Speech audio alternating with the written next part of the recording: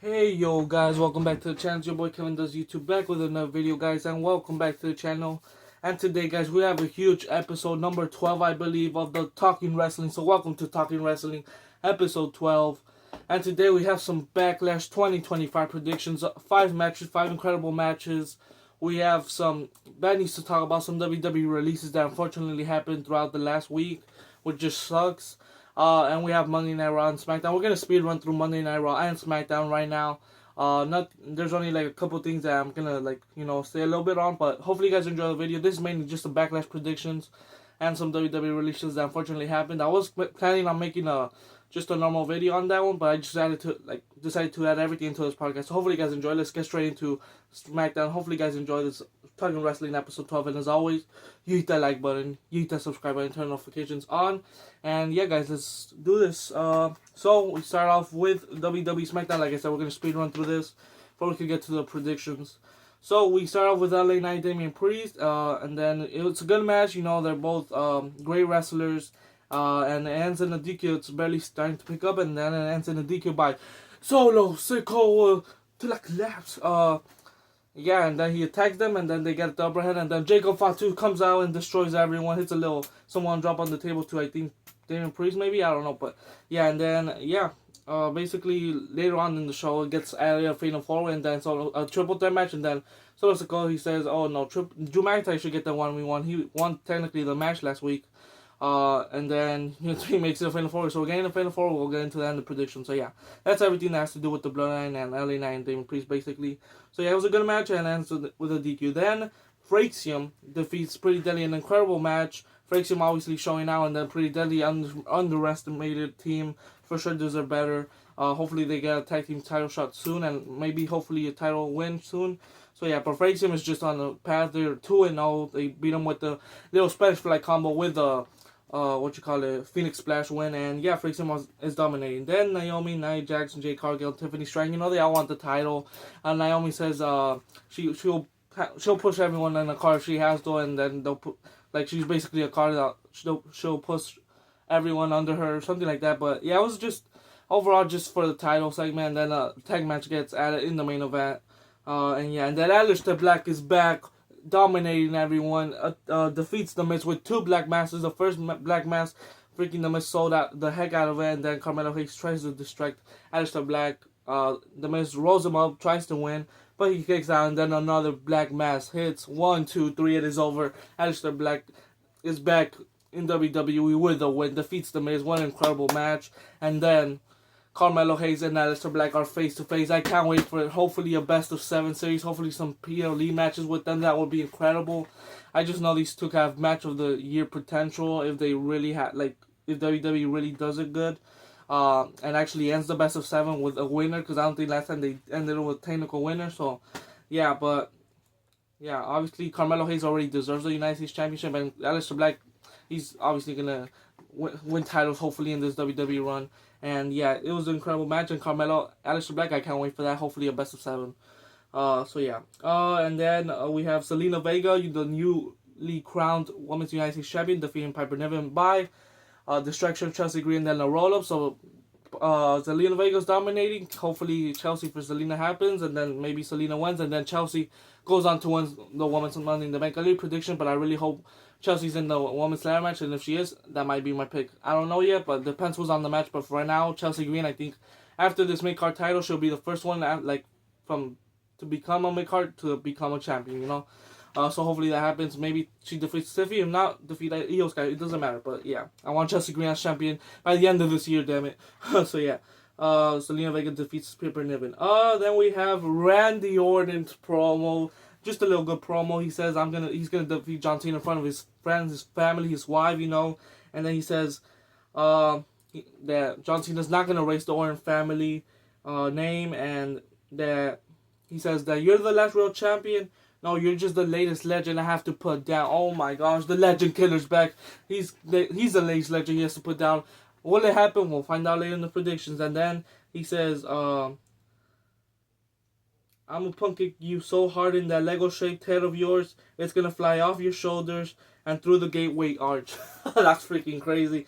And then Yeah, he says, I'm gonna beat you with the three most devastating letters in sports, and I'm playing it RKO, and the promo ends. So great promo from Randy Orton. He's the latest legend. He's gonna put down John Cena. Will it happen? What will happen? We'll find out a little bit in the predictions. But great promo from Randy Orton. Just adding more, and John Cena will be in Dayton, Ohio this week. It's gonna be amazing. I can't wait for that final promo. It has to come full circle. It's been 25 years since they first shook hands. They need to add more story into this. You used to be the good guy, or John Cena being the good guy throughout their whole story. Because obviously Randy Orton was always the bad guy during the whole rivalry, and they need to acknowledge that more. So just need to add more story into this Day in Ohio promo in this SmackDown. So yeah. So I can't wait for the promo on SmackDown, and that was Randy Orton's promo.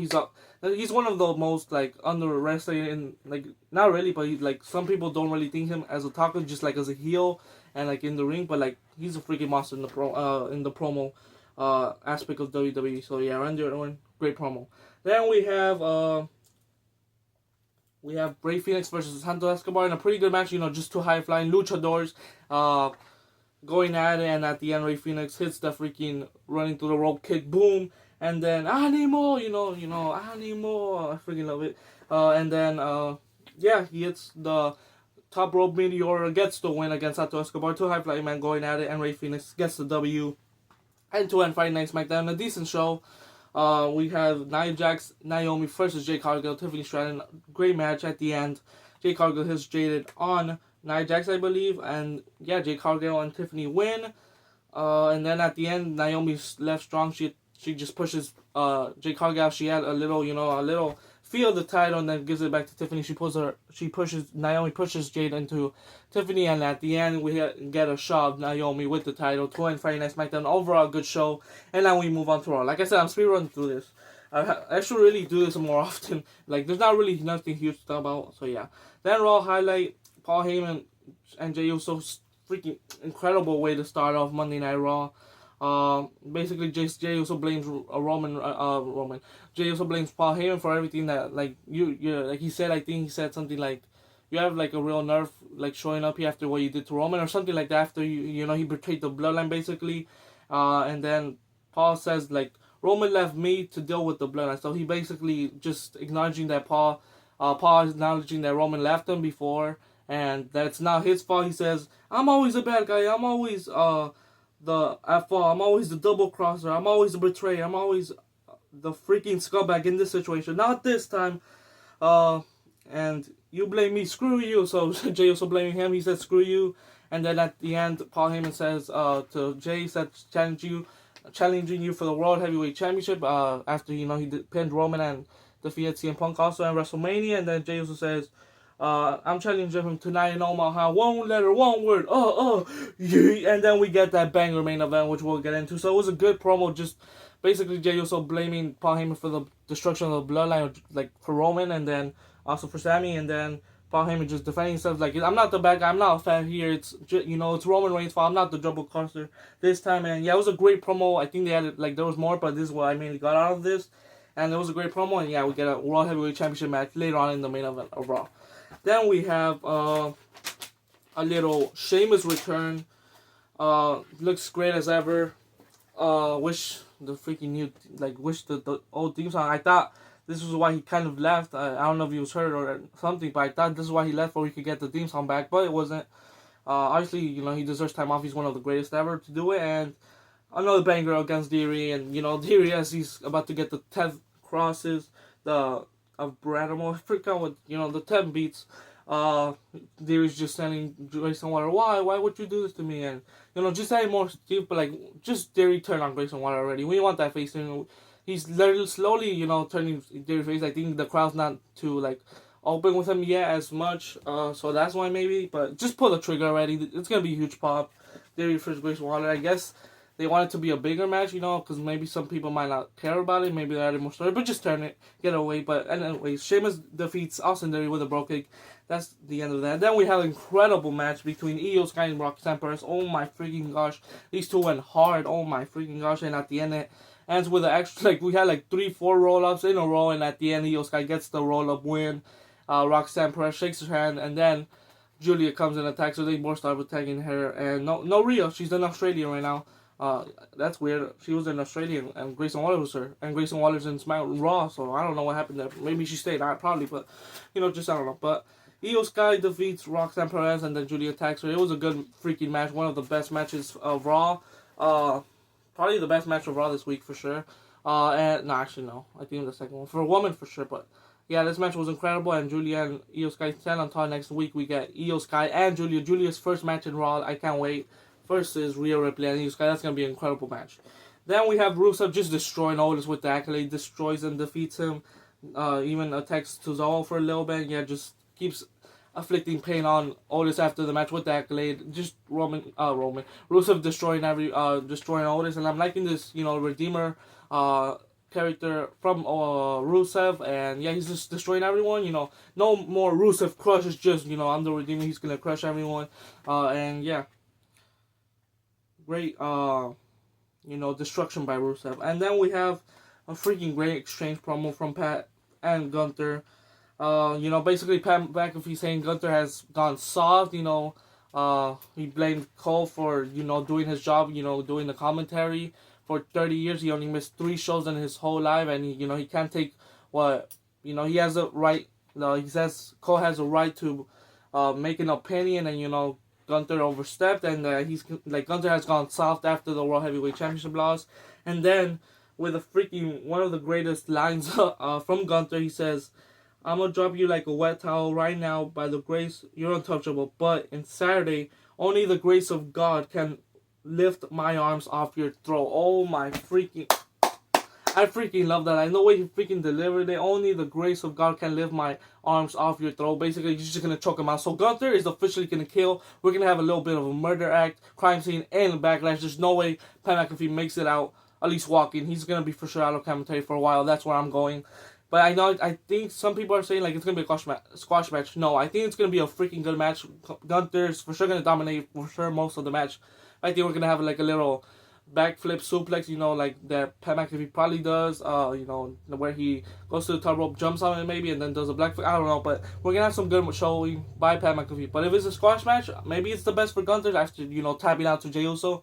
But he's for sure going to win with the sleeper hold most likely and just destroy him. Maybe Michael Cole's for sure probably going to get involved, he's going to be in commentary there probably. And yeah, it's gonna be a great match. I can't wait for it. There's just had it more. I was already invested last time when Gunther attacked Cole, and then Pat McAfee defended him, and yeah, it was just great. And then obviously Gunther choked him out, and now just honestly it has been better than most of the storylines we're getting right now in WWE. This is actually incredible, and Pat McAfee's probably one of the best promos of all time in the current roster right now. Probably better than most. That's crazy to say, but great promo from both of them. And then we have. Excuse me. We have a little bit of who's next? Let me listen to my notes. I don't know what the freak I just said there. Oh yeah, I think it's time for Seth Rollins versus Jey Uso. Yeet. Also AJ Styles, a little backstage. He says, "What's up, Prince?" So just a little teaser from Finn Balor. But now Dominic Mysterio is getting cheered more often, I guess. So I don't know if they're going to cheer Finn Balor for attacking Dominic Mysterio, because obviously that's where they're leaning. So hopefully they do, because I miss Prince Finn Balor, and I can't wait for that theme song. Whoa! So yeah, AJ Styles versus Finn Balor next week is going to be a good match. Can't wait for that. So yeah, just a little... then AJ Styles says whoever wins... Also, Penta versus Dominic, we'll get into that. It's confirmed. And yeah, AJ Styles says he's going to come for the win of that. So I can't wait. Hopefully AJ Styles wins the IC title. Give him something, And yeah, main event time, Seth freaking Rollins versus Jey Uso. Oh my god, freaking incredible match. The whole match, they're just feeding each other, doing some moves, Falcon Arrow and all that. But at the end, the freaking incredible, 7 minutes at the end were incredible. Jey Uso hitting a little spear. Seth Rollins kicks out, and then Seth Rollins doing a freaking stop where freaking, Jey Uso almost went through his neck, almost crushing it, and he still kicked out. Oh my gosh, at that point I was going crazy already. Oh my gosh. And then, one of the most fake out kickouts, I thought it was over. Sami Zayn comes out, gets revenge from Rob Riker. He gets him, he puts him down. And then Jey Uso hits the spear from the distraction of Sami Zayn. Goes up top, hits a splash. 1, 2, and freaking Seth Rollins kick out. I thought that was over. I thought Sami Zayn just walks, helps Jey Uso get the win, and it's over. Maybe a little tease of Sami heel turn, I don't know. But Jey Uso freaking gets the, hits a splash, and Seth Rollins still kicks out. At that point, I was freaking going crazy. And then Braun Breaker gets back from being down, spears Sami Zayn, and then Seth Rollins hits another stomp, and then we hear the cult of personality is here. CM Punk has arrived, attacks Seth Rollins with a chair, attacks Braun Breaker with a chair, and that ends the show. And the bell never, like, you know, it never rang, so the match is still going on right now. So yeah, and that's how you end Monday Night Raw. That was a freaking banging show. What a freaking main event it was.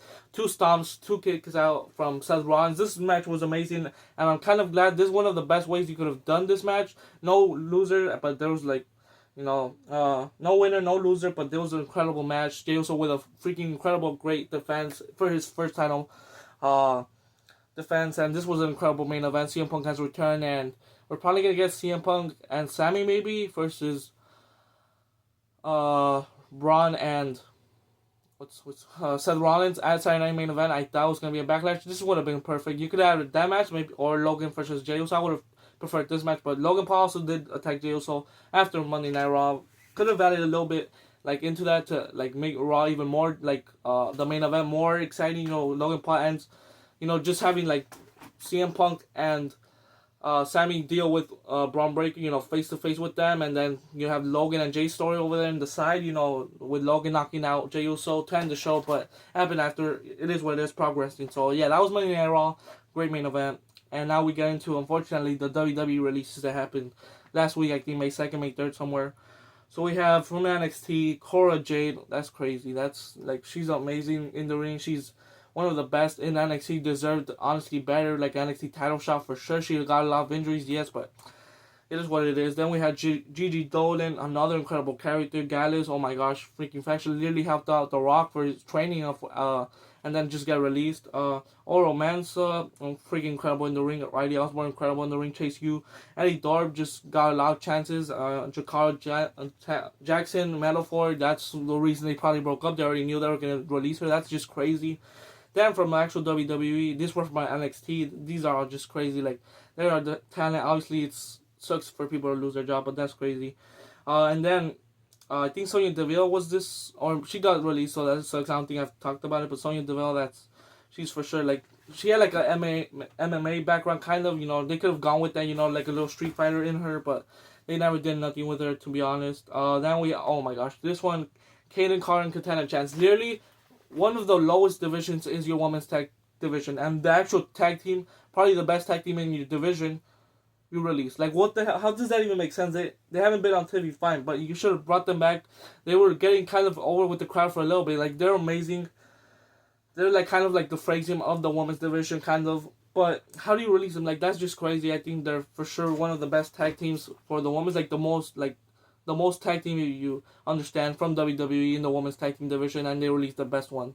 Like, what? That doesn't make sense. That sucks. And now these three, her Shayna Baszler, you could have done so much with her, so much. That freaking NXT dominant Shayna Baszler, but after that Becky Lynch feud, she was never the same. After, you know, she beat her in 2020, debuting, and that storyline was kind of good with Becky Lynch. She should have won there, been dominating. I thought after the Shayna versus Ronda Rousey match, which was horrible, but at least Shayna got the win against Ronda Rousey, she would have been dominant and gotten a title shot, or like a title win. And she didn't, and she never got it, and then she ended up in a Pure Fusion Collective or somewhere in a group. That doesn't make sense. Like, Shayna would have been a freaking killer. She would have been one of the best. She could have been champion like 2 times already in this career, and I wouldn't have been mad at it. Like, there's no way that Shayna Baszler never got an actual chance like she did in NXT with the freaking dominating NXT title women's reign. She had, that's just crazy. Shayna Baszler deserves more. And Dakota Kai, oh my gosh. There's no way. These three hurt me. Shayna Baszler, Dakota Kai. She's one of the best in-ring wrestlers. She's one, like, in Damage Control. There's no way you freaking release her. I thought for sure she would be safe from releases, and I was so wrong. How do you, like, having a great match in the Netflix debut against, well, not Netflix debut, but like in one of the first Netflix shows, making it to the finals for the first championship, the women's IC championship. She did lose, but it was a great match, Dakota Kai. Then she had more chances. You should have given her the IC title at least. She has so much potential. She could have a great run with the IC title. But in general, yeah, she had a lot of injuries, but she does not deserve to get released. And yeah, Dakota Kai, that one's a tough one. I really liked her in ring. I liked her from NXT. That turn she did on, who was it? I think Tegan Knox, which also got released a couple months ago. Like, just crazy that WWE doing this. The budget cuts and all that BS. I think it's TKO. I don't know, it's Triple H, but that just sucks. And then Braun Strowman again. After everything he's probably been through, from obviously R.I.P. Bray Wyatt, from getting released again in 2020. That was by Vince, but this time again from Triple or TKO, wherever it is, getting released again. And honestly, he's been doing good in this run. You know, he's been more destructive. Everyone's probably gotten over with the, going around the ring and just, just bumping on everyone. Like, Braun Strowman has gotten more like over, I guess, with the crowd. He probably deserved, at least a mid-card championship at one point in this career. Like, you could do so much more with Braun Strowman.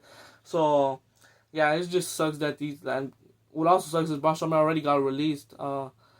So yeah, this just sucks. The WWE releases always sucks, but Braun Strowman, Shayna Baszler, Dakota Kai for me are like the most, but everyone doesn't deserve to do their job. The most shocking for sure was Braun Strowman and Dakota Kai for sure, but they could have done so much with all these superstars.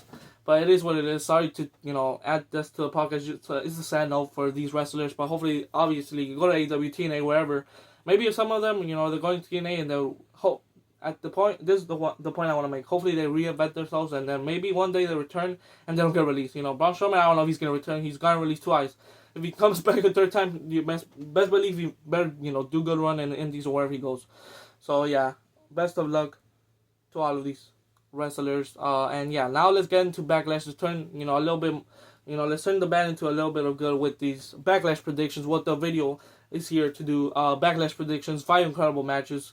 Some more matches could have been at, like Logan J. Uso for the world title, or that like Sammy and Punk versus Rollins and Braun Breaker. But it is what it is. They're saying from Saturday Night Main Event. I get it.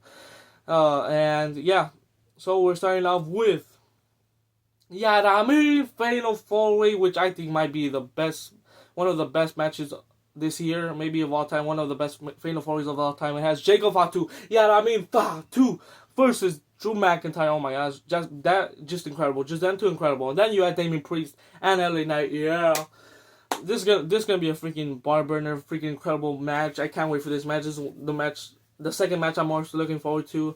And Jacob Fatu is gonna continue his reign. But I feel like this is the best ways to lose in the future, like having a Fatal 4-Way triple threat match. I just thought about it. Before this podcast, I would like that Jacob Fatu doesn't have 1v1 matches, or maybe United SmackDown, but in PLEs, I hope he just has triple threat or Fatal 4-Way matches, just defeating everyone. I don't know how that would work, but I just want it to happen, just destroying everyone. He doesn't just want to face one, he wants to beat so many people in PLEs, maybe in obviously in SmackDowns you can have, your 1v1s, whatever. But I want in PLEs just triple threat Fatal 4-Ways, maybe in a 6-pack, I don't know, but that's just a little thought. Jacob Fatu is that destroying that he could do that for every PLE and still win, and I think that's going to happen in this one. But the second one, I would like to choose Drew McIntyre just because he hasn't had the US title, and then Drew McIntyre could just pin Damian Priest or someone, he doesn't even have to win. Pin Jacob Fatu, and then Jacob Fatu and Drew McIntyre can feud for the US belt, and then Jacob Fatu gets it back, has a more long reign, and then eventually lose it, hopefully to Jimmy Uso, or maybe Solo Sikoa, depends what happens. But in this match, Jacob Fatu wins in this hopefully incredible banger of a Fatal 4-Way. And then we have, for the Pat McAfee versus Gunther. I forgot what I was going to say. I thought there was a women's championship match. Is there? There's no women's title match. What the freak? Oh yeah, there's. But I'll make card. But yeah, Gunther versus Pat McAfee, just coming out from that incredible promo between Pat and McAfee. Okay, yeah, this is at the point where I'm starting, Pat McAfee and Gunther, and then obviously Pat McAfee choked out by Gunther.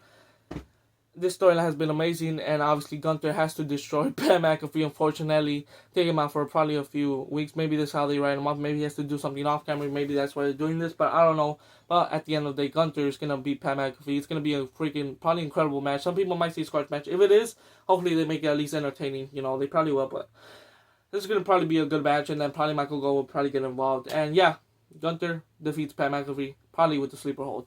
Then we have Lyra Valkyria versus Becky Lynch, which had a little good promo in Raw. I forgot to talk about that. But at the end of the day, I think Becky Lynch will be the first ever Grand Slam champion. It just makes sense. He's one of the greatest ever to do it. And she also said in Monday Night Raw in the promo that I'm the greatest to ever do it. Even Sports Illustrated said I'm the best to ever do it.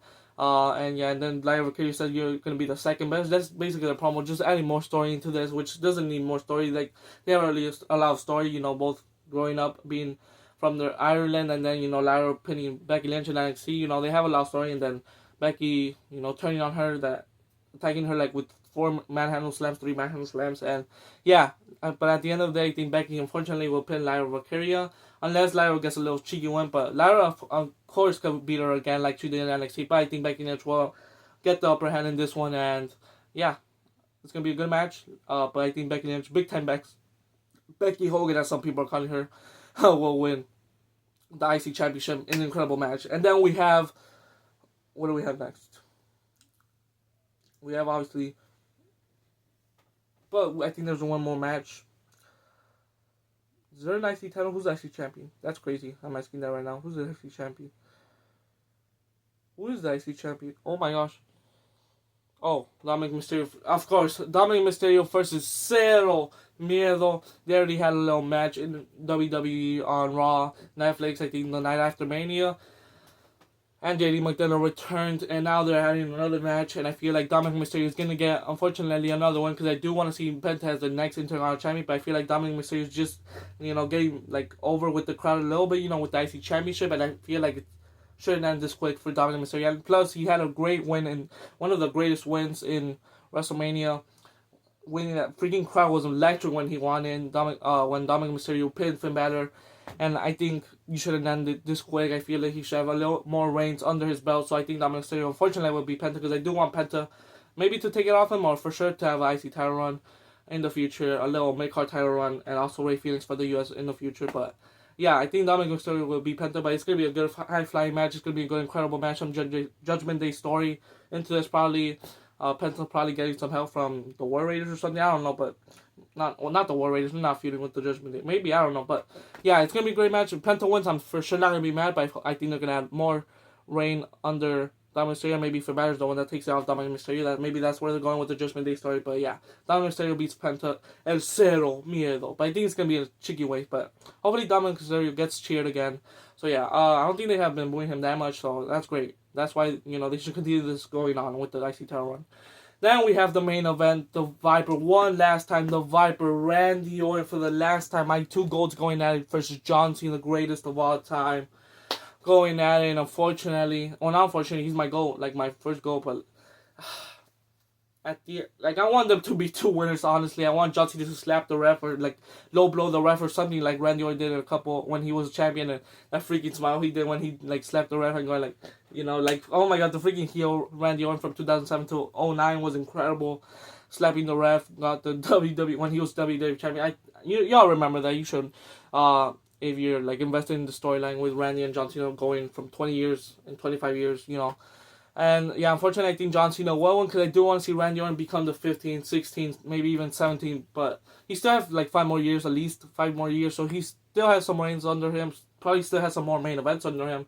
And I do think he's the next one that deserves, maybe after AJ Styles, that deserves a retirement tour. He 100% deserves it. But John Cena versus Randy Orton. John Cena's going to defeat Randy Orton, unfortunately, his hometown crowd.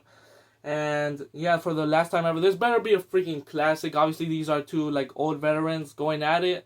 But I think they still could pull out a freaking incredible match. Maybe a lot of the 5-star classic, but I think they for sure could do something like John Cena vs. AJ Styles was a freaking classic. Yeah, that was almost 10 years ago, but they freaking could pull it off. Randy Orton and John Cena could have a classic. And yeah, I can't wait for this. Hopefully, it's the last time ever. I can't wait for my 2 goals from this generation. My two goals in general, Randy and John Cena, to go at it. Probably a lot of people's goals, like in this generation, from the Ruthless Aggression era to now, obviously after Austin and Rock. Because if I would have been in there, they probably would have been my 2 goals. But after, it would have been Randy and Cena. But now, Randy and Cena are my goals right now, because I grew up in this era. And John Cena is going to defeat Randy for the WWE Championship. And yeah, guys, thanks so much for watching. I can't wait for Backlash. It's going to be nostalgia when that main event, Randy Orton. And they better have some good storyline in Friday. So yeah, hopefully you guys enjoyed this video. And yeah, that was my Backlash 2025 predictions, guys. Hopefully you guys enjoyed the video. And as always, hit that like button, hit the subscribe button, and turn notifications on. And yeah, guys, thanks for watching, guys. Peace out.